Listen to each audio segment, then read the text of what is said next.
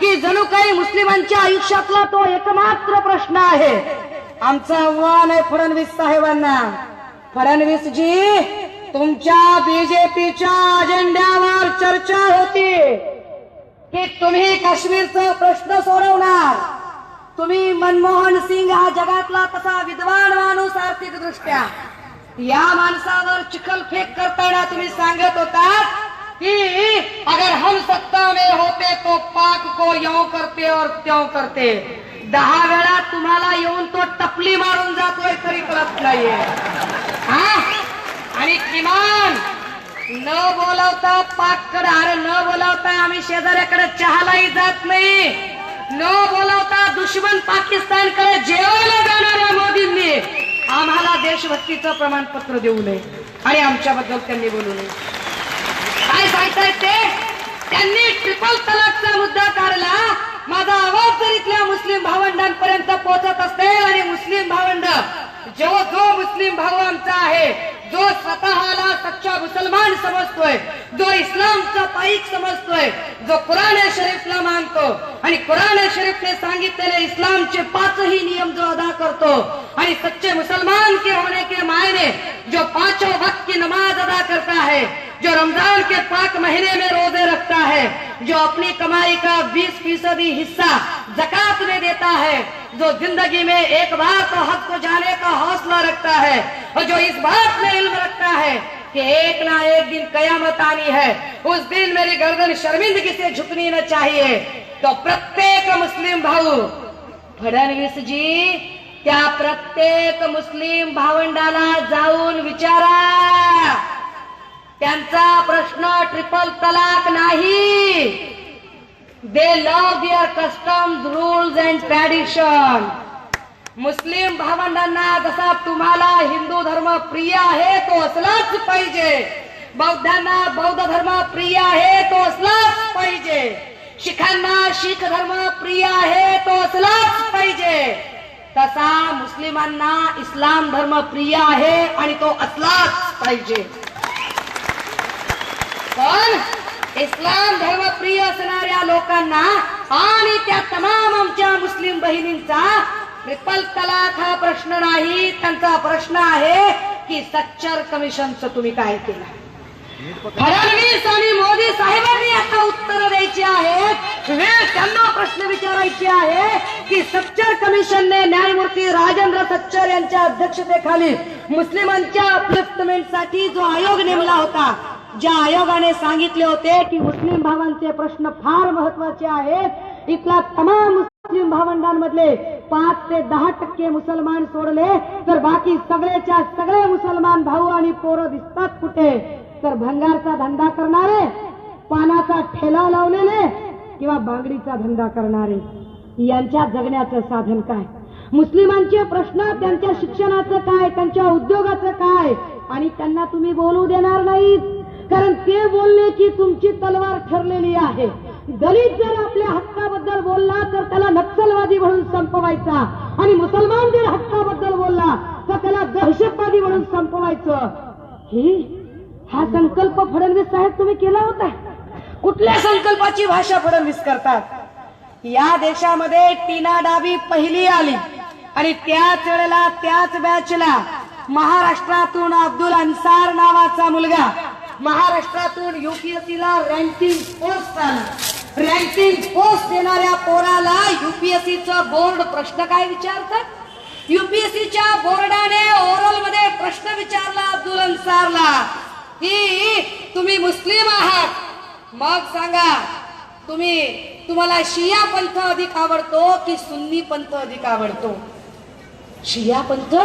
आतापर्यंत एवढे हिंदू ऑफिसर झाले, काय युपीएससी बोर्डाने हिंदू ऑफिसर्सना किंवा हिंदू पोरांना युपीएससी करताना हा प्रश्न विचारला होता की तुम्हाला शैव पंथ जास्त आवडतो की वैष्णव पंथ जास्त आवडतो. मग हा प्रश्न मुस्लिम पोराला का विचारला जातो. काय भाजपच्या फडणवीस सरकाराला आणि मोदी सरकारांना तुम्हाला अधिकारी निवडायचा आहे का धर्मप्रचारक निवडायचा. तुम्हाला पाहिजे कोण. एकीकडे तर तुम्ही धर्मनिरपेक्ष संविधानाची ग्वाही देता, उठता बसता तुमची मोदी साहेब तर डोळ्यात पाणी आणू आणू नुसते घुटू घुटू बोलत राहता आणि दुसरीकडे तुम्ही एका युपीएससीच्या जो रँकिंग पोस्ट आहे त्याला प्रश्न विचारता की शिया पंथ अधिक आवडतो की सुन्नी पंथ, आणि आमचा तो मुस्लिम भाऊ उत्तर देतो. महाराष्ट्रात कोल्हापूरच्या सत्कार समारंभात तो त्याचं मनोगत सांगत होता. मी प्रमुख पाहुणा म्हणून हजर, आणि मनोगतात तो म्हणाला की मला प्रश्न विचारला युपीएससी बोर्डाने की कुठला पंथ आवडतो, आणि उत्तर होतं त्याचं मी पहिल्यांदा भारतीय मुसलमान आहे, मी नंतरही भारतीय मुसलमान आहे.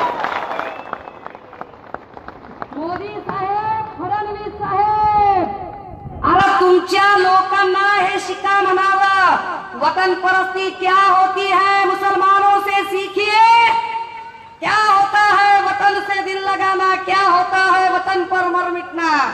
शिवाजी राजांचं नाव घेऊन हैदोस घालणाऱ्या त्या तमाम चेल्यांच्या लक्षात येत नाहीये की शिवाजी महाराजांना आग्र्यावरून त्यांची सुटका करणारा मदारी मेहत्तरमचा मुसलमान. इथल्या मुसलमान भावांवरती बोलताय तुम्ही. अरे इथल्या तमाम मुस्लिम सरदारांनी शिवाजी महाराजांशी इमान राखलं आणि या महाराष्ट्राचा तख्तताज उभा केला. त्या जिजाऊंचा जन्मोत्सव 12 तारखेला होता. फडणवीस साहेब, भीमा कोरेगावच्या दंगलीला कारणीभूत असलेल्या ज्यांना तुम्ही पाठीशी घालताय ना, त्यांना एकदा सांगायची गरज आहे की जिजाऊ काय होत्या आणि शिवबा काय होते. ते त्यांना कळलं असतं तर असं झालं नसतं. आणि जर त्यांना असं वाटत असेल की असे दंगे घडवून ते मराठा आणि दलित असा वाद निर्माण करू शकतात तर ते फारच भ्रमात आहे.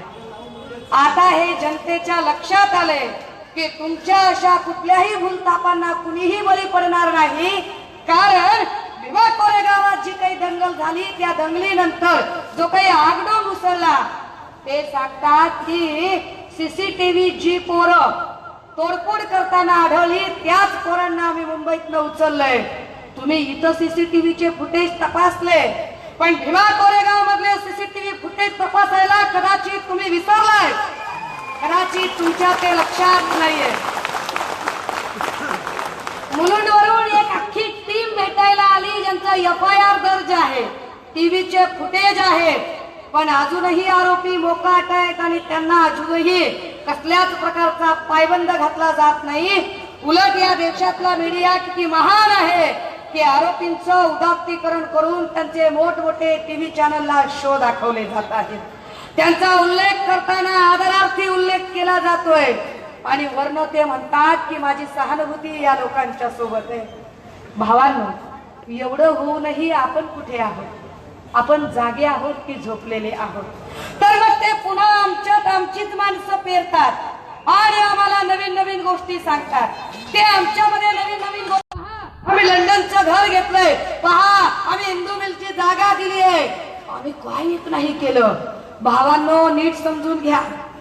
नाशिकच्या नोटप्रेस क्लब मध्ये कार्यक्रमाला गेल्यावर माधव गोडसे नावाचा माणूस मला जो नोटप्रेसचा युनियन अध्यक्ष 125 रुपयाचं नाणं देऊन सांगतो, ताई हे नाणं जपून ठेवा. मी म्हणते दादा येणारच आहे की बाजारात, तुम्ही दिले म्हणून जपून ठेवेल, पण तुम्ही इतकी का बरं काळजीने सांगताय? ते सांगतात ताई 8 mm व्यास असणारं हे नाणं ज्याच्यामध्ये जस्त आहे, ज्याच्यामध्ये ब्रोमाइड आहे, ज्याच्यामध्ये चांदी आहे, हे नाणं तुम्ही जर ऑनलाईन मागवलं तर साधारणतः 4300 रुपये 4370 रुपये इतका खर्च तुम्हाला पडेल. हे नाणं बाजारात कधीही येणार नाही. हे नाणं फक्त स्मारक नाणं आहे आणि आमची लोक मात्र नुसतेच फेसबुकवर ते नाणं कुठं आहे, ते नाणं कुठं आहे. उत्तर पाहिजे असेल तर ते नाणं बॅलेट बॉक्स मध्ये बंद आहे आणि बॅलेट बॉक्सची चावी तुमच्या हातात आहे, तुम्ही ठरवा. हे सांगताहेत की आम्ही हिंदू मिलची जागा दिली. आणि हिंदू मिलची जागा काय घेऊन बसलाय? हिंदू मिलच्या जागेचं काय? हिंदू मिलची जागा, हिंदू मिलची जागा. अरे हिंदू मिल तो लेंगे ही लेंगे. जो जो जमीन सरकारी है वो जमीन हमारी है.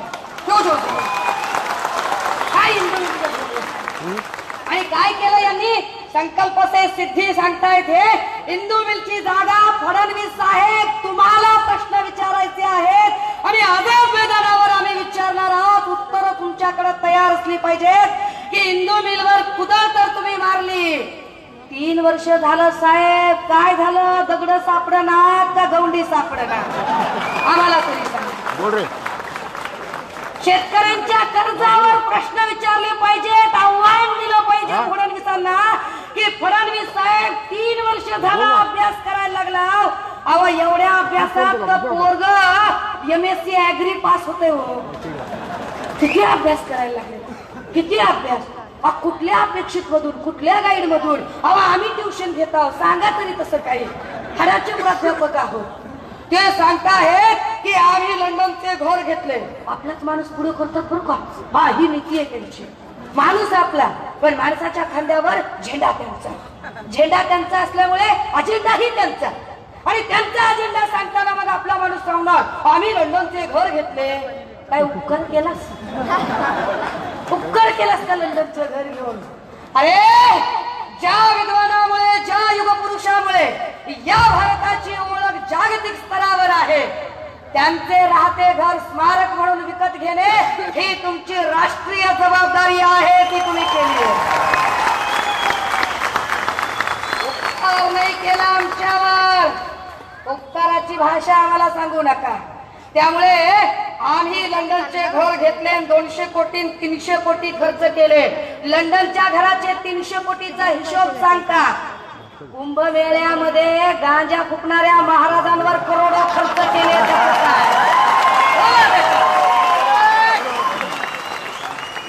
अडचण अशी आहे भावांनो, कळतंय सगळ्यांना, पण बोलायचं कुणी?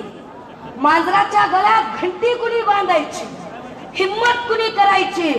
कारण सगळ्यांचे प्रॉब्लेम आहेत. मी म्हटलं की मी भटक्याचं लेकरू. प्रॉब्लेम काय आहेत? याच विक्रोळीमध्ये कन्नमवार नगरामध्ये मी 2007ला जेव्हा बोलायला आले, आधी टागोर नगरला बोलायला आले, मग कन्नमवार नगरची माझी सभा काही कारणाने कॅन्सल झाली. तेव्हाचा एक किस्सा आठवत असेल तर पहा, आठवा.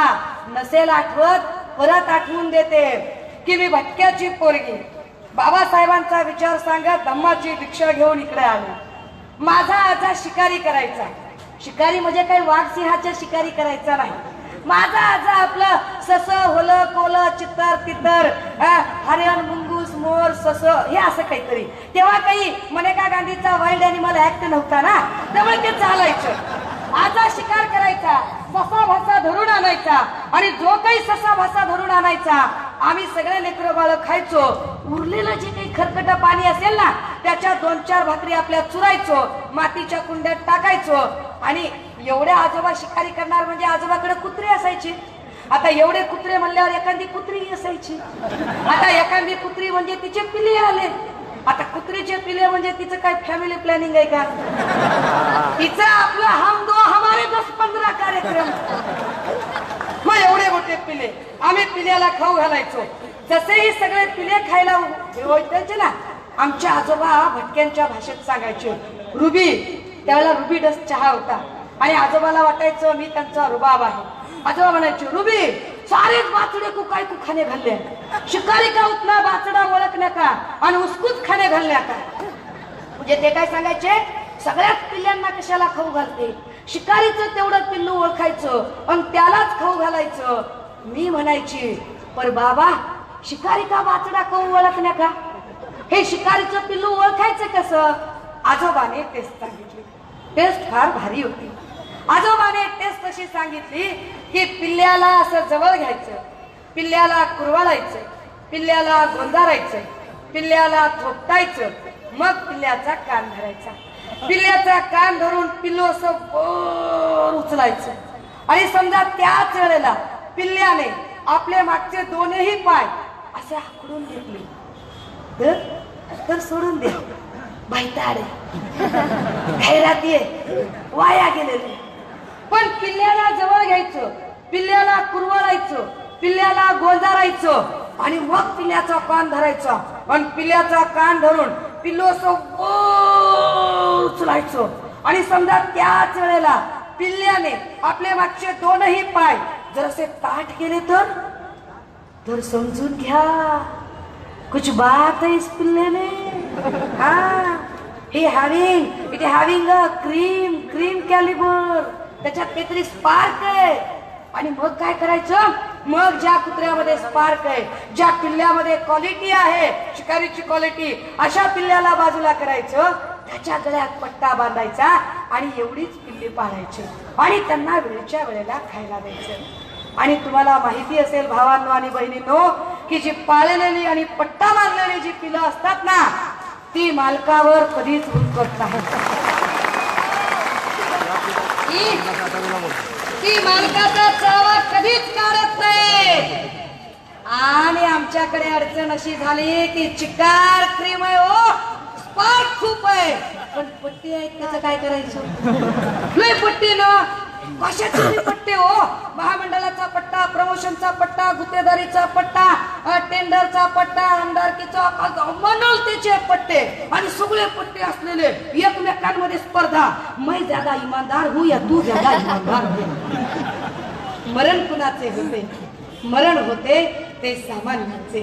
आणि मग एखादा गायक गाणं सांगायला लागतो, सांगा माझ्या भीमरा यावानी कोणी पुढारी होईल का? पुढारी होईल का? पुढाऱ्याची व्याख्या काय असली पाहिजे? पुढाऱ्याची व्याख्या जो पुढारलेल्या विचाराचा आहे आणि जो समाजाला सुद्धा पुढारून विचारलेला पुढाराचा समाज बनवणार आहे, तो पुढारी. पण यांची पुढाऱ्याची व्याख्या कुठली? यांची पुढाऱ्याची व्याख्या म्हणजे खूप सारे अशा गोल्ड, यांची पुढाऱ्याची व्याख्या खूप मोठी गुंडशक्ती, यांची पुढाऱ्याची व्याख्या म्हणजे खूप मोठे कारखाने, यांची पुढाऱ्याची व्याख्या आमदार खासदारकीच्या खुर्च्या, यांची पुढाऱ्याची व्याख्या म्हणजे सरसोट धर्म आणि जातीच्या नावावरचा दंगा फसाद. भावांनो, बाबासाहेबांच्या विचारांचा तो पुढारलेला समाज बनवायचा असेल तर आता या समाजात असे काही पुढारी तयार होणे गरजेचे आहे, जे पुढारी फक्त कारखानदारी, आमदारकी, खासदारकी किंवा स्वहित हे बघणारे नसतील, तर असे काही लोक पुढे येतील जे या इथल्या समाजाला सोबत घेऊन जाण्याची मोहीम चालवतील. ती मोहीम इथून उभी राहिली पाहिजे. मला सांगा, ही मोहीम इथून जर उभी राहायचं आम्ही जर ठरवत असू, तर विक्रोळीतून त्याची सुरुवात का बरं होऊ नये? जर विक्रोळीला एवढी मोठी पार्श्वभूमी आहे, असे अजिबात वाटत नाहीये का आपल्याला की बाबासाहेबांनी आम्हाला सांगितले होते की अरे तुमच्याकडे मी एक असं अस्त्र देत आहे की रक्ताचा शेवटचा, रक्ताचा एक थेंबही न सांडता मी तुम्हाला क्रांतीचे अस्त्र देत आहे. ते अस्त्र म्हणजे बॅलेट बॉक्स. तुम्ही बॅलेट बॉक्स मधून तुमची लढाई लढू शकता. ती बॅलेट बॉक्सची लढाई लढण्याचं म्हणजे मला शिवाजी काकांचं फारच कौतुक वाटतंय की काल अख्खी विक्रोळी एकीकडे होती आणि शिवाजी काका एकीकडे होते. हे नाही सभा होऊ द्यायची. भावांनो, तुम्ही एवढा रेटा लावला की नाही? एवढ्या मॉबच्या विरोधात शिवाजी काका सारखा एक माणूस इथं उभा राहू शकतो, एवढा तट देऊन. तर इथल्या जे बाबासाहेबांच्या विचारांना आणि संविधानाच्या विचारांना विरोध करणारे, विरोधात वागणारे जे काही वेगवेगळ्या पक्षांचे लोक आहेत, त्यांच्या विरोधात काय तुमच्यातला एकही वाघ उभा राहू शकत नाही का? उभा राहिला पाहिजे. बघा, अरे आता टाळ्या वाजवा, नका घाबरू, वाजवा टाळ्या. किती दहशत आहे, किती दहशत आहे, किती भीती आहे. घाबरताय कशासाठी? लक्षात घ्या, आपण इथे आपण दंगलखोर लोक नाही, आपण अजिबात दंगलखोर लोक नाही. आपण संविधानावर प्रेम करणारी माणसं आहोत. आपण संविधानिक चौकट मानणारी माणसं आहोत. आपण बाबासाहेबांनी सांगितलेल्या कायद्याच्या विचारानुसार चालणारी माणसं आहोत. पण कायद्याच्या विचारानं चालणाऱ्या माणसांना त्रास इतका होतोय की कायदा आमच्या बापानं लिहिला, पण कायद्याची अंमलबजावणी करणाऱ्या बापाच्या औलादी तयार होत नाही. ज्याचा परिणाम म्हणून इथं 3,500 पोरं कॉम्बिंग ऑपरेशनच्या खाली आज जातात. या 3,500 पोरांना बाहेर काढण्याची जबाबदारी आता दंगली पेटवण्यापेक्षा, आता भांडत राहण्यापेक्षा, आमच्या पोरांचं क्रिमिनल रेकॉर्ड तयार करण्यापेक्षा जोश में होश खो जाता है. थोड़ा जोश से काम करेंगे, थोड़ा होश से भी काम करेंगे. आमच्या पोरांचे रेकॉर्ड न होता आमची पोरं जी नवीन मार्गाला लागली आहेत, सम्यक मार्गाला लागली आहेत, ती अजून सम्यक मार्गाने लढाई चालूया, आंदोलन चालूया, पण ती सम्यक मार्गाने चालली पाहिजेत. आणि त्याच वेळेला जी आमची पोरं आत गेलेली आहेत, त्या आत गेलेल्या पोरांना बाहेर काढण्याची एक संविधानिक चळवळ उभी करूया. मला कमाल वाटते की या देशामध्ये या राज्यामध्ये तसे अनेकांनी आपली सेवा मोफत दिली होती. पंढरपूरच्या वारीमध्ये डॉक्टरांनी मोफत सेवा दिली, अजून कोणी कोणी मोफत सेवा दिली. लोक मोफत पाणी वाटतात, मोफत अन्न वाटतात, परंतु एखाद्या दंगलीत आपला समाज भाऊ अडकलाय म्हटल्यावर मोफत वकील म्हणून पुढे येणारे हे पहिल्यांदा घडले भीमा कोरेगावच्या नंतर.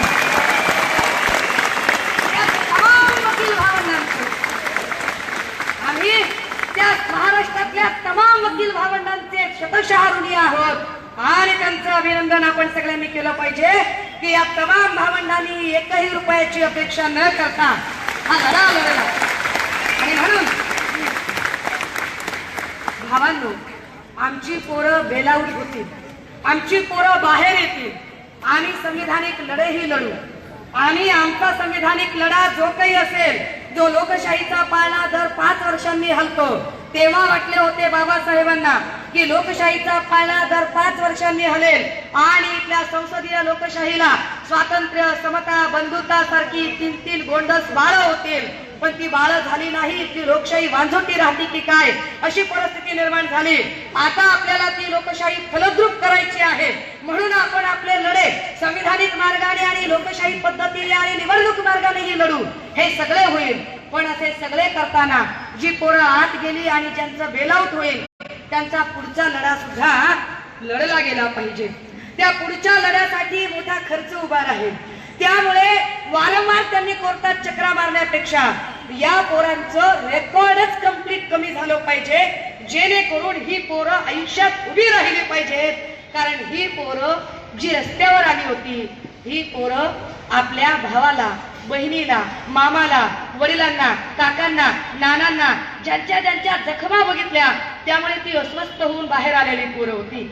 त्यामुळे या पोरांचं हे रेकॉर्ड स्वच्छ होणं गरजेचं आहे, यांना पुन्हा उभं राहणं गरजेचं आहे. आणि हे सगळं करण्यासाठी जर तुमच्या लक्ष आशा आणि अपेक्षा जर माझ्यावर असतील तर माझी ही जबाबदारी असते की तुमची बहीण म्हणून महाराष्ट्रातल्या त्या तमाम पोरांचं रेकॉर्ड क्लीन करण्यासाठी मी माननीय मंत्रालयासोबत अशी केली.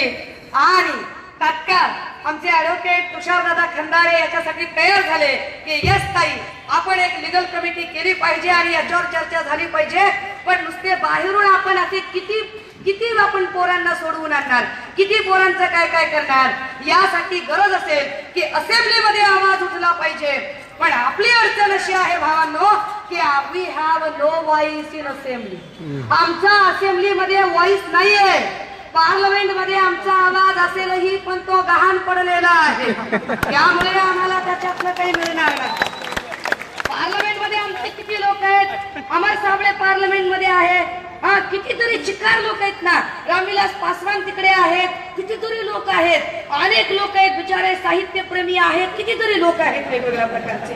आता एवढे सगळे लोक आहेत, परंतु अडचण अशी आहे ते बोलणार नाही. अनेक मुद्दे आहेत ते बोलणार नाहीत. काहींचे पट्टे आडे येतील, काहींचं अजून काही आडे जमेल तसं. गरज आहे भावांच्या लढाईसाठी आता भावांनी उभे राहण्याची गरज आहे. बहिणींच्या लढाईसाठी बहिणींनी उभं राहायची गरज आहे. नेत्यांनी त्यांचे योगदान दिले. गरज आहे सर्वसामान्यांचा लढा सर्वंकष करण्याची. हा लढा सर्वंकष करायचा आहे, मात्र सम्यक आंदोलन आणि सम्यक क्रांतीच्या मार्गाने करायचा आहे. आणि म्हणून सम्यक आंदोलनाच्या, सम्यक क्रांतीच्या मार्गाने हा लढा लढण्यासाठी जेव्हा आपण एकत्र येत आहोत आणि असेंब्लीमध्ये जर आपला व्हॉइस नसेल तर तो व्हॉइस निर्माण करावा लागेल. आणि म्हणून आम्ही काही लोकांशी जेव्हा चर्चा करत होतो तेव्हा परवाला जी आमची चर्चा झाली, विधान परिषदेचे नेते आणि सध्याचे विरोधी पक्षाच्या बाकावर असणारे, हालाकी आपला आणि एनसीपीचा आडवा विस्तव जात नाही, परंतु अडलं वापर करणार काय, तिथे कुणीतरी प्रश्न विचारणे गरजेचे आहे. आणि म्हणून विधान परिषद नेते धनंजय मुंडे यांनी ते मान्य केलं की यस ताई, तुम्ही आम्हाला हे सगळं जर सांगत असाल तर विधानसभेत तसे तारांकित प्रश्न विचारून त्यावरती या सगळ्या पोरांचं क्रिमिनल रेकॉर्ड कशा पद्धतीने स्वच्छ करून घेता येईल यासाठी काम करता येऊ शकेल. माझी विनंती असेल, मला याची कल्पना आहे की मी सोशल मीडियातून जरी बोलले तरी आता निरोप गावागावात आणि घराघरात पोहोचू शकतो याची खात्री पटली आहे. या माध्यमातूनही हे अपील असेल की आपण जेवढे कुणी ज्यांची कोणी नातेवाईक, ज्यांचे मित्र, ज्यांची पोरं ही अडकलेली आहेत, ज्यांच्या अडचणी झालेल्या आहेत, अशांची यादी जर तुम्ही इथे मुलुंडलाही ऑफिस आहे, इथे मिलिंद भाऊ आहेत, सोबत राहुल गायकवाड आहेत, जमलं तर इथनं फोन नंबर अनाउन्स करणं शक्य झालं तर तेही करता येईल. आणि सगळ्यांची यादी जर एकत्र जर प्रकाशित झाली किंवा सोबत मिळाली तर त्या सगळ्या यादी सकट जरा सीएमशी बोलता येईल. दुसरी महत्वाची गोष्ट, ज्यांच्या गाड्या फुटल्या, ज्यांच्या गाड्या जळाल्या, ज्यांचं नुकसान झालं, ज्यांनी एफआयआर केलेले आहेत मात्र पुढे त्याचं काहीच झालं नाही, असे जेवढे लोक आहेत, याही सगळ्या लोकांच्या एफआयआर झालेले सगळे लोक ते जर थोडे जर संपर्क जर करू शकले तर फार बरं होईल. आपल्याला एक संविधानिक लढा लढण्यासाठी एका डेलिगेशन सकट इथल्या सरकार सोबत बसावं लागेल. आपली अडचण अशी आहे भावांनो की त्यांचं आपलं पटत नाही, पण आता पोरं बाहेर काढणं हे जास्त गरजेचं आहे इथला लढा. कारण ते झालं नाही तर पोरं भेदरून जातील, पोरं घाबरून जातील आणि भविष्यात आम्ही आमच्या अन्यायाच्या विरोधात बोलायला रस्त्यावर येणार नाही. ही दमन यंत्रणा आहे, त्यांच्या हे लक्षात आहे, त्यांना हे कळून चुकले की या दमन यंत्रणेला प्रोटेस्ट करण्यासाठी, या दमन यंत्रणेला विरोध करण्यासाठी इथला जो तरुण वर्ग आहे हा जाणकार होत आहे, प्रचंड वाचन करत आहे, चिंतन आणि मनन करत आहे आणि हा तरुण वर्ग नवी क्रांती करू शकतो. तर या तरुण वर्गाला टार्गेट केले पाहिजे आणि म्हणून टार्गेट केले जाते जाणीवपूर्वक भाजपाकडून. आपण आता त्यांच्याशी दोन हात करणे गरजेचे आहे, पण ते दोन हात करणे म्हणजे शब्दशः भांडणे असे नाही, शब्दशः भांडणे असे नाही, तर हे टार्गेट करणे म्हणजे आता आपल्याला त्यांना त्यांच्या भाषेत संविधानिक मार्गाने बॅलेट बॉक्स मधून उत्तरं द्यावी लागतील. यासाठी काही लढे उभे करावे लागतील. ही सभा, आजची सभा थोडी याहीसाठी महत्वाची ठरेल की आपल्याला एक ऍक्शन प्लॅन ठरवावा लागेल. हा ऍक्शन प्लॅन ठरवताना beyond caste, beyond religion, beyond party politics असा तो लढा उभा करावा लागेल, तो व्यापक उभा करावा लागेल. जात, धर्म आणि पक्ष याच्याही पलीकडे जाऊन फक्त आणि फक्त संविधान वाचवणे, संविधानाच्या चौकटीत राहून काम करणे यासाठी काम करावे लागेल. लक्षात घ्या भावांनो, जेव्हा जेव्हा त्यांना भाजपला मतं हवी असतात तेव्हा तेव्हा ते म्हणतात हिंदू खतरे में है, त्यांची ती चर्चा असते. आता आपली खरंच वेळ आली आहे सांगायची की संविधान खतरे में है और अगर संविधान को बचाना है तो कुछ एक्शन प्लान जरूर सोचना पड़ेगा. एक्शन प्लान कुछ इस तरह से है की या सभेत तो इथे क्लिअर झाला पाहिजे. कारण पुन्हा एवढ्या सगळ्या लोकांना एकत्रित जमा करणे, तसे तुम्ही एका हाकेवर जमा होणारे आहात, पण तरी सुद्धा तुमच्या समोर त्याची चर्चा झाली पाहिजे की जी कुणी पोरं इच्छुक असतील या सभेच्या द्वारे हे आपलं अपील आहे तुम्हा सगळ्यांना. बघा, अरे जर एक बाई पुढे येऊ शकते तर पोरं तर पुढे येऊ शकतातच शकतात, हे जमलं पाहिजे. आपण लक्षात घ्या भावांनो, जेव्हा आम्हाला शिवाजी काका विरोध करत होते की ताई सभा घ्यायची नाही, तेव्हा आमची भूमिका एक होती की आम्ही सभा, इथे काही प्रचाराची सभा नाहीये, ही सभा कशासाठी घ्यायची होती, जो कोणी एखादा तिनपाट नेता आमच्या दलित नेत्यांवरती टीका टिप्पणी करतो, त्यांच्या नकला करतो, आमचं आणि आठवले साहेबांचं पटतं की नाही आमचे आम्ही बघून घेऊ. तुम्ही कोण राहील ते सांगणार. आमच्या नेत्यांबद्दल बोलायची एकाचीही हिंमत कुणाची होऊ नये. आमच्या नेत्यांवर बोलल्यावर आम्ही काय करू शकतो हे दाखवण्यासाठी सभा घ्यायची होती. आम्ही का सभा घेत होतो, आम्ही यासाठी यांना अपील करत होतो आणि आम्ही त्यांना चॅलेंज करत होतो की तुमच्या झेंड्यावर तुम्ही निळा रंग घेता, पण निळा रंगाची अस्मिता तुम्हाला जपता येत नाही. आमची पोरं फक्त तुम्ही त्यांचा माथा भडकवता, पण आमच्या पोरांना तुम्ही त्यांच्या निळ्या रंगाची, निळ्या झेंड्याची, त्या विचाराची तुम्ही अस्मिता त्यांना लक्षात आणून देत नाही. म्हणून ही ललकार होती. आणि ही ललकार जर ही एक बाबासाहेबांची लेख करू शकते, मला सांगा काय एवढं केल्यावर मला कोणी आमदार करेल? काय करणार? मला कोणी मोठा पुरस्कार देईल? नाही देणार, अजिबात नाही देणार, बिलकुल नाही. लक्षात घ्या, असे झाले तर उलट मी त्यांच्या हिटलिस्टवर असेल. मी त्यांच्या हिटलिस्टवर आहे याची मला कल्पना आहे. काल एवढा तणाव असताना जेव्हा आम्ही एका डॉक्टरकडे गेले, डॉक्टर जरा डोकं दुखतोय, तो डॉक्टर मला बघून डोकं तपासायचं लांब. ताई जपून राहा बरं का, मी ससूनचा आहे ताई, मी पोस्टमार्टम डिपार्टमेंटला काम करतो ताई, जातीनं तिडकी आहे ताई, पण जरा जपून राहायचं बरं का, काळजी घ्या, चलत चलत शॉट लावतात ताई, डोक्याला स्कार्फ बीर बांधत जा, तुमची ओळख लपवून ठेवा. लोक दिवसभरातनं 10 सल्ले देतात, दिवसभरातनं 50 वेळा लोक भीती घालतात की ताई या लोकांशी टक्कर घेऊ नका.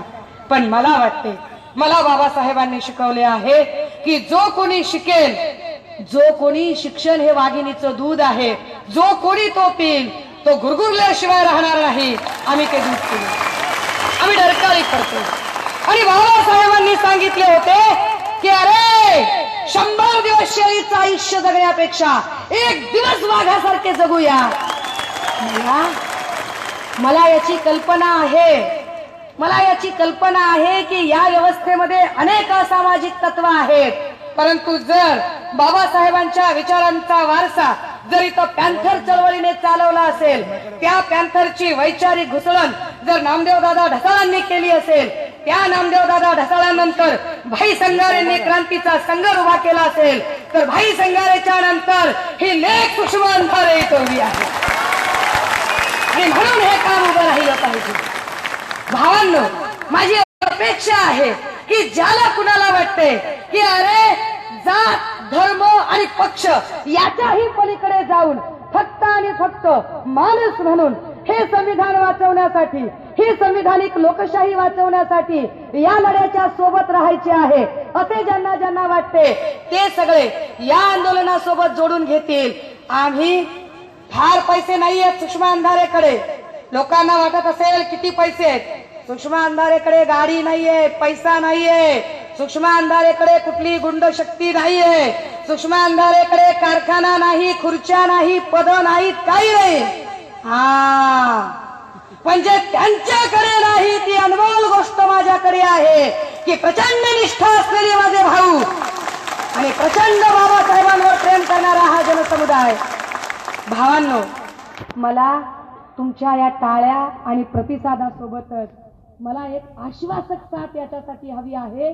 कल्पना अशी आम्ही केली की गावागावात अत्याचार होतात, गावागावात अन्याय होतात, परंतु आपण तेवढ्या पुरते मेणबत्ती काढतो, तेवढ्या पुरतं आंदोलन करतो. काही जण तर आंदोलन इतक्या साध्या पद्धतीने बिचारे करतात, कौतुक केलं पाहिजे. निवेदन तयार करायचं, लिहायचं, छापायचं, छानपैकी पोलिसांकडे द्यायचं, फोटो काढायचा, परत यायचं, तोच फोटो शेअर मस्त करायचं. सगळं आमच्या फांदीवरती मस्त चाललंय आमचं, आणि काहीच होत नाही ना. वाळूत काय फेसना पाणी अशीच सगळी घटना होतंय काय त्यानं, अचानक काही होत नाही. परमनंट अशी काहीतरी कायमस्वरूपी योजना आखली गेली पाहिजे. आणि ती कायमस्वरूपी योजना आखण्यासाठी आम्ही कल्पना अशी सांगतोय की ज्यांना कुणाला वाटतंय की या चळवळीसोबत आणि यस आम्ही या बहिणीच्या सोबत काम करणार आहोत. भावांनो, फार काही नाही, फक्त गावागावामध्ये जे अनेक गावातनं अनेक भागातनं आमचे भाऊ आलेले आहेत, जे मुंबईच्या अनेक उपनगरातनं अगदी अंबरनाथवरून आमचे भाऊ आलेत, मला कल्पना आहे, पवईवरून आमचे भाऊ आलेत, उल्हासनगर मधून आलेत, घाटकोपर इकडे मुलुंडवरून सगळ्या भागातनं भाऊ आलेले आहेत. या सगळ्यांकडून 20 पोरांची टीम जर तुम्ही उभी करू शकलात ना, फक्त 20 पोरांची टीम, तुम्ही 20 पोरांची टीम उभी करा. या 20 पोरांच्या टीमचं एकत्रित करून त्यांचं एक केडर, एक मोठा काहीतरी कार्यशाळा होऊ द्या. या 20 पोरांच्या टीमला YES या संकल्पनेत गोवूया. काय आहे YES संकल्पना? Yes yes YES, Y for youth, E for emergency, S for service, youth emergency service. आमची जी ही 20 पोरं असतील, ही 20 पोरं गावात अडचण आली, ही 20 पोरं मदत करतील. वस्तीतल्या पोराच्या कॉलेजचं ऍडमिशन होत नाही, 20 पोरं कॉलेजात जाऊन जाब विचारतील. आमच्या पोरांना समजा एखाद्याचं तिथे काही कर्ज प्रकरण आहे, दत्तक बँक ऐकत नाही, 20 पोरं तिथं हजर असतील. शाळेच्या कामासाठी डोमिसाईल, नॅशनॅलिटी, कास्ट सर्टिफिकेट, व्हॅलिडिटीचं काम होत नाही, 20 पोरं तिथं हजर असतील. जाणीवपूर्वक अतिक्रमणाच्या नावाखाली झोपड्या उद्ध्वस्त केल्या जात असतील, 20 पोरं तिथं हजर असतील. कोणाचा अपघात झाला, अडचण झाली, हॉस्पिटॅलिटीची गरज आहे, रक्तगटाची गरज आहे, 20 पोरं आपलं रक्त सांडायला तिथं तयार असतील. किती साधी कल्पना आहे. आपण ही 20 पोरांची टीम कुठेही उभी करू शकतो. जर ही टीम जर उभी राहिली तर आपण गावागावात एक स्ट्रॉंग नेटवर्क उभं राहू शकतं. हे स्ट्रॉंग नेटवर्क जे उभं करायचंय हे विध्वंसक गोष्टींसाठी नाही करायचंय, हे उगाच कोणावर तरी मनगटशाही करण्यासाठी. आणि ते करत असतील की नाही, ते म्हणतात रेल्वेचं जे आहे ना ती मराठीत परीक्षा झाली पाहिजे आणि ते सगळं मराठीत झालं पाहिजे. हा, मला ते एक विनोदच आठवला त्याच्यावरनं. एक आरबीआय एका बँकेचा एक मॅनेजर थांबलेला आणि अचानक एक बाहेरला कॅशियर पळत पळत येतोय आणि तो कॅशियर सांगतोय, अरे मॅनेजर विचारतोय, भैया इतने तुम पसीना पसीना क्यों हो, क्या हुआ? तो सांगतोय, क्या बताए साहब, वो कोई आ रहा है बोल रहा है सिर्फ मराठी में छपे हुए नोट चाहिए. अवघड आहे या लोकांचं. नको त्या गोष्टी करत राहतात. ज्या गोष्टींवरती चर्चा झाली पाहिजे त्या गोष्टींवर चर्चा होत नाहीये. इथल्या महागाईवरती, इथल्या बेरोजगारीवरती, इथल्या बेरोजगार पोरांना काम मिळाले पाहिजे. लक्षात घ्या भावांनो, गाव खेड्यातनं आलेले जे आमची पोरं आहेत, गडचांदूर, चंद्रपूर, गोंदिया या भागातनं आलेली पोरं, आमची मनमाड मधून, औरंगाबाद मधून, जालन्या मधून, निफाड, लासलगाव मधून आलेली पोरं, लातूर, नांदेड, उस्मानाबाद मधून आलेली पोरं, या पोरांच्या अडचणी अशा आहेत की बँकेकडे गेले तर बँक कर्ज प्रकरण करून देत नाही, एका पोराचं बँक ऐकत नाही. पण जेव्हा बल्क मॅटर टाकलं जाईल आणि 20-25 पोरं एकदम बँक मॅनेजर समोर उभी राहतील, घाम फुटेल त्या अधिकाऱ्याला, त्याला करणं भाग पडेल. बाबासाहेब म्हणाले होते, शिकलो आपण, संघटित व्हा म्हणाले होते. त्यांनी संघटित व्हा कशासाठी सांगितले? काही लोक राजकीय कारणासाठी होतील, ते होऊ देत, त्यांना आपण शुभेच्छा देऊ. गरज पडल्यावर त्यांच्यासाठी आपण उभेही राहू. पण संघटित होताना, त्यांच्यासाठी उभे राहताना जरा स्वतःसाठीही उभे राहू. माझ्यासाठी या चळवळीला अर्थकारण उभं करणे हे जास्त महत्वाचे वाटते. मी या शेवटच्या मुद्द्यावर येऊन थांबते की आमचं अर्थकारण सक्षम झाल्याशिवाय आमचे प्रश्न सुटणे सुतराम शक्य नाही. आमच्या पोरांच्या बेकार हातांना काम मिळणे ही आज घडीला सगळ्यात मोठी जबाबदारी आहे. हे लक्षात घ्या भावांनो. बाबासाहेब स्वतः असे सांगतात की जोपर्यंत या देशातल्या आर्थिक लोकशाही आणि सामाजिक लोकशाही यांच्यातली दरी संपत नाही तोपर्यंत राजकीय लोकशाही प्रगल्भ होत नाही. राजकीय लोकशाही प्रगल्भ करायची असेल तर आर्थिक लोकशाही भक्कम करावी लागेल. आपली अडचण काय आहे भावांनो? रोज कुणीतरी उठतोय आणि तो लगेच राष्ट्रीय नेता होतोय.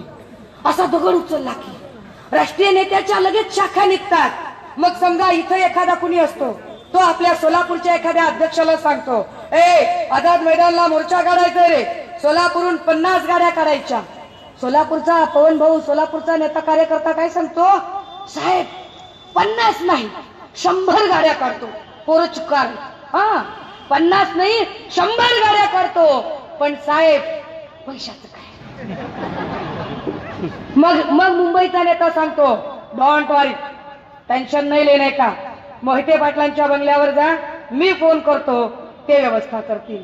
मग आमचा माणूस मोहिते पाटलांच्या बंगल्यावर जातो, ते 100-50 काय 100 गाड्यांची तयारी करतात.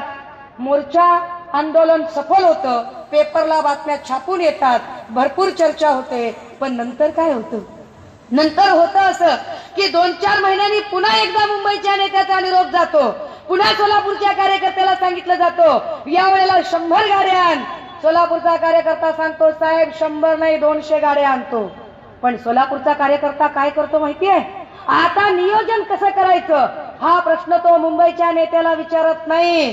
कारण त्याला माहिती असते, प्रश्न विचारला तरी माझा मुंबईचा नेता मला सोलापूरच्याच नेत्याकडे पाठवणार आहे. मग वाया मुंबई इकडे करण्यापेक्षा मी डायरेक्ट तिथं जातो ना. चळवळ खंडित होते, चळवळ विखुरली जाते. चळवळीची जी वन लाईन कमांड आहे ती वन लाईन कमांड तुटते आणि मग संघटन विखुरलं जातं. काय आमची अवस्था होते, आम्ही निवडणुकीला फॉर्म भरतो पण फॉर्म भरतानाच आम्ही पराभूत मानसिकतेनं भरतो. फॉर्म भरतानाच आमच्या डोक्यात असतं की आपण पडणार आहोत. कित्येकदा फॉर्म भरणाऱ्याला वाटतंय भरताना 5,000 खर्च होईल पण काढताना 1,00,000 रुपये मिळतील ना. भावांनो, गांभीर्यानं विचार करा. 5 वर्षानंतर येणाऱ्या इलेक्शन मध्ये 5 वर्षानंतरच्या इलेक्शनला जर 1,00,000साठी फॉर्म मागे घेतला जात असेल याचा अर्थ फॉर्म घेणाऱ्या त्या आमच्या गरीब भावाचं वार्षिक ग्रॉस इन्कम 20,000 रुपये नाही. 20,000 रुपये ज्याचं वार्षिक उत्पन्न नाहीये तो या देशातला माणूस ठामपणे सांगतोय की कायदा माझ्या बापानं लिहिलाय पण माझ्या बापानं लिहिलेल्या कायद्याचा आस्वाद घेण्यासाठी माझ्या बेरोजगार हातांना काम देणारी संस्था अस्तित्वात येत नाही. माझ्या प्रश्नांकडे कुणी लक्ष देत नाही, माझ्या शिक्षणाकडे लक्ष देत नाही. का? कारण हम अभी भी सोये हुए हैं. मी कालही लाईव्ह मध्ये म्हटलं की they are just taking a test whether we are slept or not and unfortunately they are receiving the positive results in their manner. ते तुमची टेस्ट घेतायत, तुम्ही जागे आहात की झोपलेले, आणि दुर्दैवानं तुम्ही कायम झोपलेले सापडताय. होतंय काय, 4.5 वर्ष आपण घसा फोडून सगळं बोलत आहोत आणि शेवटच्या क्षणी मात्र ते काहीतरी भावनिक करतात आणि आम्ही विसरून जातो. भावांनो, येणाऱ्या काळात जर काही हा लढा उभा करायचा असेल, गावागावात एसटी टीम उभी राहिली पाहिजे आणि गावागावातनं आता आम्हाला ओबीसी भाऊ आणि आमचा मुस्लिम भाऊ यांच्याशी आमची असणारी वैचारिक नाळ तीही समजून घ्यावी लागेल. आणि ही सगळी वैचारिक नाळ समजून घेताना आम्हाला याचंही भान ठेवावं लागेल की आम्हाला फ्री एज्युकेशन, फ्री हेल्थ आणि ओबीसी जनगणना या 3 मुद्द्यांसाठी विचार करावा लागेल. कारण ओबीसी जनगणना 53चा मंडल, 55ला अहवाल कालेलकरचा आणि या सगळ्याच्या नंतर तेव्हा ओबीसीची लोकसंख्या 52% होती. 52% लोकसंख्येनुसार त्यांना मिळालेलं रिझर्वेशन आज घडीला ती लोकसंख्या 65%च्या घरात गेली आहे. म्हणजे त्यांची सत्तेतली भागीदारी वाढतीये. आणि हा लढा दस्तूर खुद्द बाबासाहेबांनी उभा केलेला लढा होता. तो लढा जर पुन्हा नव्याने उभा करता आला तर निश्चितपणे या देशातला तख्तोताज पलटू शकतो. बफर झोन मध्ये असलेला आमचा ओबीसी भाऊ जागा, आमचा फेरीवाला भाऊ. मी मागेही म्हटलं की फेरीवाला इथं प्रॉपर्टी करायला येत नाही. फेरीवाला 2 ते 3 तासासाठी उभा राहतो आणि स्वतःचं पोट भरतो. जे प्रॉपर्टी करायला आलेले आहेत त्यांच्यावर राजकीय नेते बोलत नाहीत. फेरीवाल्या त्या बिचाऱ्या अगदी फुटकळ जिन्नस विकणाऱ्या माणसाबद्दल ते बोलतात. आता तुमच्यातले बळकट आवाज तयार झाले पाहिजे. मी या भ्रमात नाही की एक सुषमा अंधारे बोलेल आणि प्रश्न सुटेल, अजिबात नाही. मला वाटतं की मी एकटीने बोलून उपयोग नाही. हा आवाज प्रत्येकाचा तयार झाला पाहिजे. तुमच्यापैकी प्रत्येकाला हे संविधान कळलं पाहिजे आणि संविधान वाचवण्याची मोहीम तुमच्यापैकी प्रत्येकाने हाती घेतली पाहिजे. तुमच्यापैकी प्रत्येकाला ही गोष्ट लक्षात आली पाहिजे की आमची पोरं शाळेत जाताना जेव्हा ते शिकताहेत ग गणपतीचा, भ भटजीचा, य यज्ञाचा, परंतु त्याच वेळेला ते आम्हाला त तुकोबाचा, श शिवाजीचा, ज जिजाऊचा, र रमाईचा, ब बाबासाहेबाचा हे आलं पाहिजे. पण हे कधी येईल जेव्हा डिसिजन मेकिंग मध्ये आपण असू. सध्या आपण इम्प्लिमेंटेशन मध्ये आहोत. आपण डिसिजन मेकिंग मध्ये नाही आहोत. डिसिजन मेकिंग मध्ये यायचं असेल तर जरा जागे राहावे लागेल, जरा विचार करावा लागेल, गावागावातनं चळवळ उभी करावी लागेल. मला जेवढे शक्य आहे तेवढे मी माझ्या परीने करते. मी नेता नाही. काही लोकांच्या डोक्यात असेल आता ही एखादा आरपीआयचा गट काढेल का? अजिबात नाही. आहे ते खूप आहेत, अगदी पोट भरेस्तोर आहेत, ढेकर येईपर्यंत आहेत. मी त्याच्यात बिलकुलच स्वारस्य ठेवत नाही. त्या सगळ्यांचे अभिनंदन, त्या सगळ्यांना शुभेच्छा, त्या सगळ्यांनी प्रचंड पुढे जावं. कारण प्रस्थापितांचे जर 15 पक्ष असू शकतात तर आमचे 15 गट असायला हरकत नाही, असले पाहिजे, काही अडचण नाही. परंतु मी वेगळा पक्ष, वेगळं काही करण्यापेक्षा मला माझ्या भावंडांचा जो दबलेला आवाज आहे तो आवाज बुलंद करायचा आहे. माझ्या बहिणींना भयमुक्त उभं राहता आलं पाहिजे, यासाठी प्रयत्न करायचे आहेत. मी ही चळवळ उभी करताना माझ्या डोक्यात एक पटकन येत आहे की आमची जी सगळी पोरं आहेत, ज्यांना असं वाटतंय की यस काही नवीन काही घडू शकतं, त्या पोरांमध्ये एक सुसंवाद घडून आला पाहिजे. तो सुसंवाद घडवण्याचं मात्र एक निमित्त आहे.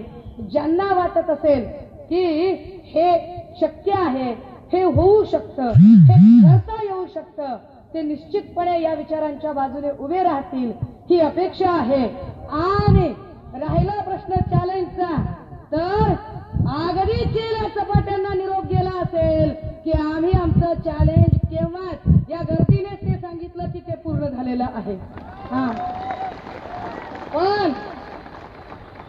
पण भावांनो, आता मी म्हटलं की पुढचे चॅलेंज जे फडणवीस साहेबांना द्यायचे आहे, त्यासाठी ही यशची मोहीम जरा पुढे वाढवूया. जाता जाता फक्त एक किस्सा सांगेल आणि थांबेल. तो किस्सा असा आहे बघा की एक माणूस होता, रस्त्याने चालला होता. तो चांगला आपला नीटनेटक्या घोड्यावर स्वार होता. रस्त्याने जायला लागला, त्याला लागली तहान. पाणी प्यायचं होतं बिचाऱ्याला. पाणी प्यायचं, कुठे पाणी मिळेल? जाता जाता त्याने बघितले की रस्त्याच्या कडेला एक शेती हिरवीगार दिसते, इथं पाणी असू शकतं. त्याने रस्त्याच्या कडेला बघितलं, तो आत शिरला, घोड्यावरून खाली उतरला.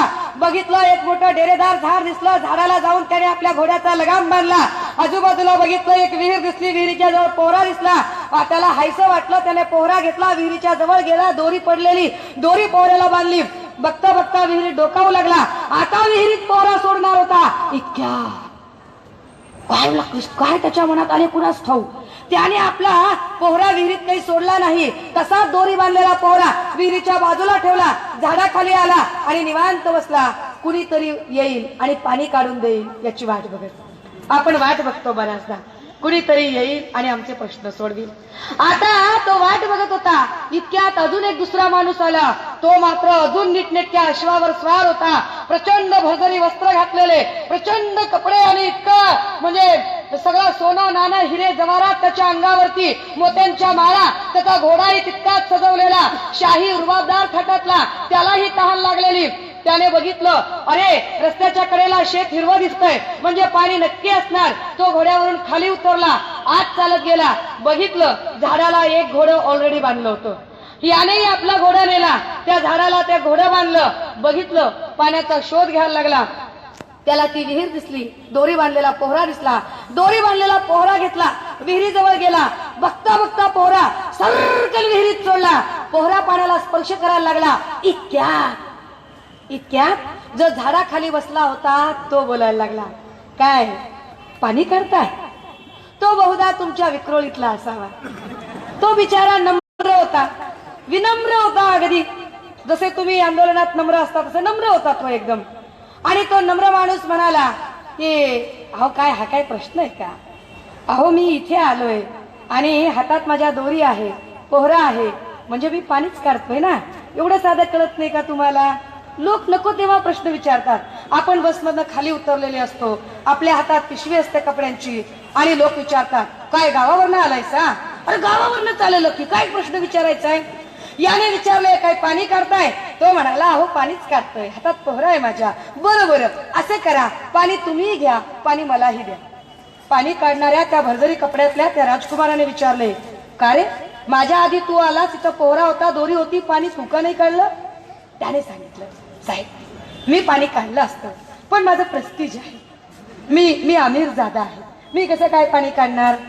हे ऐकल्याबरोबर पाण्याला स्पर्श करणारा पोहरा, रिकामा पोहरा, सर्व पोहरा वर उचलला, रिकामाच पोहरा विहिरीच्या बाहेर काढला आणि तोही झाडाखाली आला, पाय पसरून झाडाला टेकून बसला. पहिला म्हणाला, पाणी का काढलं नाही? दुसरा म्हणाला, काय राव तुम्ही अमीरजादा म्हणून पाणी काढत नाही, माझं स्टेटस तुमच्यापेक्षा उंच आहे, मी शहजादा आहे, आता काय करावे? आम्ही वाट बघतो, आमचे प्रश्न कुणी सोडवेल का? आम्ही शांत आहोत. बाबासाहेब म्हणतात, अन्याय करणाऱ्यापेक्षा अन्याय सहन करणारा अधिक मोठा गुन्हेगार असतो. बघा, जमलं तर विचार करा. दोघे वाट बघत होते, पाणी कुणीतरी काढेल का? इतक्यात एक तिसरा माणूस आला, सडा फटिंग माणूस. पायात चप्पल नाही, शर्टाच्या 2-4 गुंड्या तुटलेल्या, केस विस्कटलेले आणि असा माणूस तिथे चालत चालत आलेला, तहान लागलेली. त्याने बघितलं शेत हिरवं दिसतंय, बाजूला झाड दिसतंय, झाडाला 2 घोडे बांधलेत, माणसं झाडाखाली टेकून बसली आहेत, पाणी इथे नक्की असणार. आत आला, विहीर बघितली, दोरी बांधलेला पोहरा बघितला, पाण्याची खात्री झाली, पटकन गेला, झपकन त्याने त्याच्यावरती झडप घेतली, दोरी बांधलेला पोहरा हातात घेतला, बघता बघता पोहरा पाण्यात सोडला, सर्रकन पोहरा पाण्यात सोडला, पोहरा पाण्याने काठोकाठ भरला पोहरा, सर्रकन पोहरा पुन्हा वर काढला, पोहरा विहिरीच्या काठाशी आला आणि इकडचे जे दोघं होते का झाडाखालचे ते विचारत आहे, काय पाणी काढताय? तो आमच्या भागातला असावा, परळी भागातला. तो जरा जास्तच नम्र होता. त्याला काय डोळे फुटलेत का, दिसत नाही का?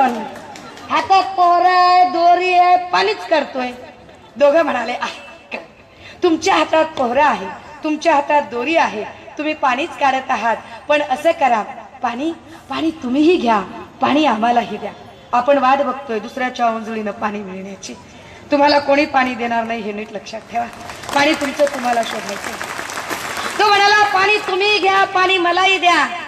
हा नम्र परळी भागातला म्हणला, काय हातापायावरनं वार गेले काय तुमच्या? तुम्ही का पाणी काढत नाही? ते दोघे म्हणाले, हे पहा, आम्ही पाणी काढलं असतं, पण आमच्या प्रेस्टिजचा प्रश्न आहे. असं आहे की मी अमीरजादा आहे आणि हे शहजादे आहेत, त्यामुळे पाणी काढणे काही शक्य नाही. हे ऐकल्याबरोबर हा अमीरजादा आहे आणि तो शहजादा आहे हा शब्द ऐकल्याबरोबर या पठ्ठ्याने, सड्या फटीक माणसाने, पायात चप्पल नसलेल्या, केस विस्कटलेल्या, शर्टाच्या गुंड्या तुटलेल्या या माणसाने पाण्याने काठोकाठ भरलेला पोहरा दोरी सकट पोहरा खाली सोडून दिला. नीट झाडाखाली आला आणि उताना झोपला. पहिले दोघं म्हणाले, अरे बाबा, तुला पाणी काढायचं नव्हतं ना? नव्हतंच काढायचं, पोहरा कशाला टाकून दिलास मध्ये? उत्तर काय देतोय तिसरा माणूस? हे उत्तर आमच्यासाठी सबक आहे, हे उत्तर आमच्यासाठी धडा आहे. या देशामध्ये दुर्जनांच्या क्रियाशीलतेपेक्षा सज्जनांच्या निष्क्रियतेची जास्त भीती आहे. सज्जन लोक जास्त निष्क्रिय झालेत, हा खरा प्रॉब्लेम आहे. उत्तर काय दिलं तिसऱ्या माणसानं? काय म्हणला, राव, तुम्ही अमीरजादा म्हणून तुम्ही पाणी काढत नाही आणि तुम्ही शहजादा म्हणून तुम्ही पाणी काढत नाही. आपण तर जिंदगीत पाणी काढू शकत नाही. अरे म्हणला, तुम्ही अमीरजादा म्हणून पाणी काढू शकत नाही, तुम्ही शहजादा म्हणून पाणी काढू शकत नाही. साला अपने तो प्रेस्टीज का सवाल है, बोले अपने खानदान को धब्बा लग जाएगा. बोले असं काय तुझं खानदान मोठं, काय तू पाणी का काढत नाही? काय सांगायचं, तुम्ही अमीरजादा म्हणून पाणी काढत नाही, तुम्ही शहजादा म्हणून पाणी काढत नाही. मी तर हरामजादा आहे. भावांनो, पाणी कुणीतरी दुसरा काढून पाहिजे या भ्रमात असाल तर हरामजाद्यांची पिलावळ तुमच्या पिढ्या उद्ध्वस्त करायला येते. या पिलावळीला जर पायबंद घालायचं असेल तर तुमचे पोहरे, तुमच्या दोऱ्या आणि तुमच्या विहिरी सशक्तपणे बांधता आल्या पाहिजेत. ही मोहीम उभी राहिली पाहिजे. या एका अपेक्षेसह मी जी काही मांडणी केली, ती मांडणी करताना भावना दुखावण्याचा तर प्रश्नच नाही. आणि तशाही यांच्या भावना इतक्या कोवळ्या, कुळकुळीत, इतक्या नाजूक मुलायम असतातच कशा, की जरा काही झालं की लगेच त्या भावना अशा उफाळू येतात.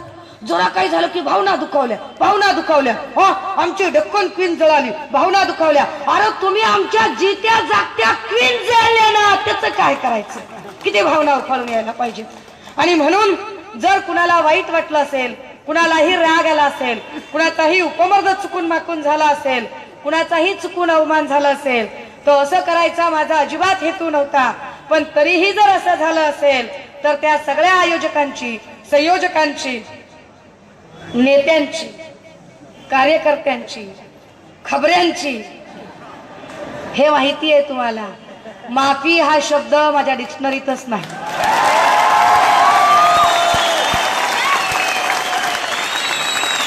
इष्ट असेल ते बोलेन आणि साध्य असेल ते करेन. या ब्रिदानुसार मी कुणाचीही माफी मागणार नाही, कारण मी जे काही मांडलं त्याला माझा नाईलाज आहे. मला हेच मांडायचं होतं, माझं हेच म्हणणं होतं. हे असंच असेल आणि या भारतीय संविधानाच्या विरोधी वक्तव्य, बाबासाहेबांचे चुकीचे दाखले देऊन, दलित नेत्यांवरती टीका टिप्पणी करून, अट्रॉसिटीच्या विरोधातली भाषा करून आणि संविधानाच्या विरोधी कृत्य करणाऱ्या कुठलाही माणूस, मग ते राज ठाकरे असो किंवा या देशाच्या सर्वोच्च पदावरची व्यक्ती, आय रिपीट वन्स अगेन, संविधानाच्या विरुद्ध वक्तव्य किंवा कृत्य करणारी व्यक्ती या देशाच्या सर्वोच्च पदावरची जरी व्यक्ती असली तरी माझी उत्तर द्यायची पद्धत हीच असेल आणि अशीच असेल. एका ग्वाही सकट आज भीमज्योती मंडळ विक्रोळी आणि रत्नबोधी विहार यांनी जो काही हा कार्यक्रम इथं आयोजित केला, भीमज्योत संघटना, भीम आर्मी आणि सगळ्या संघटनांचे पदाधिकारी, आमचे मिलिंद भाई, नाशिकहून आलेले आमचे पवन भाऊ, सगळे सहकारी, सगळी भावंड आणि तमाम जिल्ह्यातनं आलेले आमचे सगळे भावंड, या सगळ्यांच्या आभार मानण्यापेक्षा ऋणात राहणं जास्त पसंत करते. थांबते, रजा घेते. जय ज्योती, जय भीम. कृपया